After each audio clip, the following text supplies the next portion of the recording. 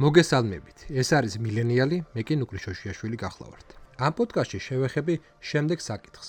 რა დადებითი ცვლილებები მოიტანეს მემარცხენე მოძრაობებმა ცივილიზაციისთვის? საუბარია კაცობრიობის ცივილიზაციაზე, არა კონკრეტულად რომელიმე ცივილიზაციაზე, არამედ ზოგადად კაცობრიობისთვის. აქ რა თქმა უნდა არ არის საუბარი ლიბერალ მემარცხენეებზე. აი დღეს რომ მემარცხენეების სახელი ქვიათ. აქ საუბარი გვექნება სოციალისტებზე, მარქსისტებზე და სხვადასხვა სახის ნამდვილ მემარცხენე მოძრაობებზე. ასევე მინდა თქვა, რომ რა თქმა უნდა მემარცხენე ისტორიის მოძრაობებში იყო უამრავი ცუდი მომენტი, რომელზეც სხვა დროს ვისაუბრებ. ეხლა კი ძირითადად იმაზე ვისაუბრებ, რა მოგვიტანა ჩვენ მემარცხენე მოძრაობებმა. პირველი 8 საათიანი სამუშაო დღე. მემარცხენეები თავიანთი პოლიტიკური იდეებით, ხედვებითა და მოძრაობებით გაჩნდა მე-19 საუკუნის შუა ხანებში. ამიტომ მე მინდა ხაზი გაუსვა, რომ მემარცხენე მოძრაობამდე არ არსებობდა 8 საათიანი სამუშაო გრაფიკი. მუშათა მოძრაობების გაჩენამდე უბრალოდ არ არსებობდა დოკუმენტი, რომელიც სამუშაო გრაფიკის ლიმიტს მოახდენდა. მუშაობისა და დასვენების ნორმები თავისთავად იქნებოდა ყოველდღიური სამუშაო პრაქტიკების მიხედვით. ამიტომ პრაქტიკაში ადამიანები მუშაობდნენ 10-დან 16 საათამდე დღეში, რაც პრაქტიკულ ცხოვრებაში კაპიტალიზმისთვის დამახასიათებელი იყო, რადგან არ არსებობდა არანაირი რეგულაციები და თავისუფალი ბაზარი ესე სამუშაო პირობებს ქმნიდა რეგულაციებამდე. ფორმულა 8-8-8, ანუ 8 საათი სამუშაო, 8 საათი დასვენება და 8 საათი ძილი უკვე გაეროში ჩაიწერა, სწორედ მემარცხენე მოძრაობების შედეგად. ყველაზე პირველი მაგალითი ჩვენ გვაქვს 1856 წელს ავსტრალიაში, როდესაც ქვიშჭრელებმა თავისი გაფიცვებით მოიპოვეს ეს უფლება. შემდეგი იყო ახალი ზელანდია, შეერთებული შტატები და მე-20 საუკუნის პირველ ნახევარში მას შეუერთდა დიდი ბრიტანეთი და ურუგვაი. საბჭოთა კავშირმა 8 საათიანი სამუშაო გრაფიკით დაიწყო არსებობა. ურუგვაი იყო პირველი, რომელმაც 8 საათიანი სამუშაო დღე შემოიტანა ყველა პროფესიისთვის და არა კონკრეტული პროფესიებისთვის. მეორე სიკეთე შრომის უსაფრთხოება.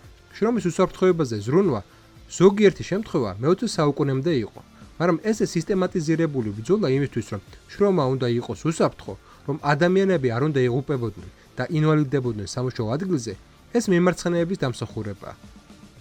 სანიტარო-ჰიგიენური, სახანძრო და სხვა უსაფრთხოების ნორმების იურიდიული დოკუმენტები გაჩნდა სწორედ მემარცხენე მოძრაობების შედეგად. მესამე სიკეთე ბავშვთა შრომის გაუქმება. მთელი მე-19 საუკუნე ბავშვთა შრომა იყო ჩვეულებრივი მოვლენა. აქ საუბარია ბავშვებზე დაახლოებით 6 წლიდან მაღლა. ბავშვები მუშაობდნენ იმდენს, რამდენსაც მუშაობდნენ უფროსები, ანუ პრაქტიკულად მთელი დრო, ძილის გარდა. უამრავი ლიტერატურული შედევრია ამაზე დაწერილი, ოლივერ ტვისტიდან დაწყებული, სხვა ნაწარმოებებით დამთავრებული. ეს ყველაფერი მაქსიმალურად სასტიკ ფორმებს იღებდა. ბავშვები განიხილებოდნენ როგორც იაფი მუშახელი. კაპიტალისტური ლოგიკიდან გამომდინარე, ბავშვთა შრომა განიხილებოდა როგორც მაქსიმალური და ადვილად შესაძლებელი. ბავშვთა შრომის რეგულაციები გაჩნდა მხოლოდ მე-19 საუკუნის ბოლოს და მე-20 საუკუნის დასაწყისში. თან ამ დროს საუბარი იყო არა მთლიან დაკრძალვაზე, არამედ შრომის დროის შემცირებაზე ბავშვებისთვის, მაგალითად 12 საათამდე შემცირებაზე და ასაკის აწევასთან დაკავშირებით, რომ 12 წლამდე არ ჩათულიყო სამუშაოში. ანუ რაღაც ეტაპზე აღარ შეიძლებოდა 12 წლამდე სამუშაოზე მიღება და 12 საათზე მეტი მუშაობის მოთხოვნა ბავშვებისთვის. როდესღაც სწორედ ეს ითვლებოდა პროგრესულ ნაბიჯად, რადგან აქამდე ყველაფერი გაცილებით უარესი იყო. მეოთხე სიკეთე შვებულება. პირველად შვებულება გაჩნდა 1918 წელს საბჭოთა რუსეთში. საერთაშორისო დონეზე შვებულება ნორმად იქცა მხოლოდ 1936 წელს, რომელიც ფიქსირებულია საერთაშორისო შრომის დოკუმენტებში. მეხუთე სიკეთე ჯანდაცვის უფასო სისტემა. ის საბჭოთა რუსეთში 1918 წელს გაჩნდა. აქამდე სამედიცინო დაზღვევა და ჯანდაცვა სრულდებოდა სხვადასხვა დოზით, მაგრამ საყოველთაო ჯანდაცვის სისტემა, რომელიც იქნებოდა ყველასთვის და იქნებოდა უფასო, არ არსებობდა. მეექვსე სიკეთე პროფკავშირები. ეს არის მთლიანად მემარცხენე მოძრაობის შედეგი. დაქირავებული მუშახელი და დამქირავებელი, რა თქმა უნდა, არ არიან თანასწორი. დამსაქმებელს, რა თქმა უნდა, უფრო მეტი ძალაუფლება აქვს და მეტი რესურსი, ხოლო დაქირავებული მუშახელი არის დამოკიდებულ მდგომარეობაში. ეს რომ რამენერად დაბალანსებული იყო, შეიქმნა პროფესიული კავშირები, რათა ერთად ებრძოლათ თავისი უფლებებისთვის და ებრძოლათ ექსპლუატაციის წინააღმდეგ. პროფკავშირები არის ინსტრუმენტი, რომელთაც მუშებს შეუძლიათ ზეგავლენა მოახდინონ დამქირავებელზე და ზოგადად სახელმწიფოზე. მე-19, მე-20 და 21 საუკუნე ამტკიცებს, რომ პროფკავშირები ეფექტურია. მათ მეშვეობით მუშები მართლა იუმჯობესებენ მდგომარეობას. მეშვიდე სიკეთე გაფიცვის უფლება. მიტინგების, დემონსტრაციის უფლება არის მემარცხენე მოძრაობის შედეგი. სწორედ მემარცხენეები მე-19 და მე-20 საუკუნეებში იკრიბებოდნენ, ქმნიდნენ პარტიებს, იფიცებოდნენ კონკრეტულ მოთხოვნების გარშემო. საბოლოოდ მემარცხენეებმა მიიღეს ეს უფლება. მექსიკა და საბჭოთა კავშირი იყვნენ პირველი სახელმწიფოები, სადაც კონსტიტუციურად გამყარდა გაფიცვის უფლება.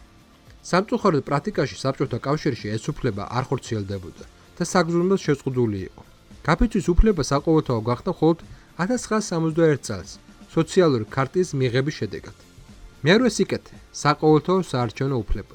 მემარცხენეები თავიდანვე იმ პოზიციაზე იყვნენ, რომ ხმის უფლება უნდა ჰქონდათ ყველა მოქალაქეს, განურჩევლად სქესისა, ქონებრივი ცენზისა, რასისა თუ რელიგიისა.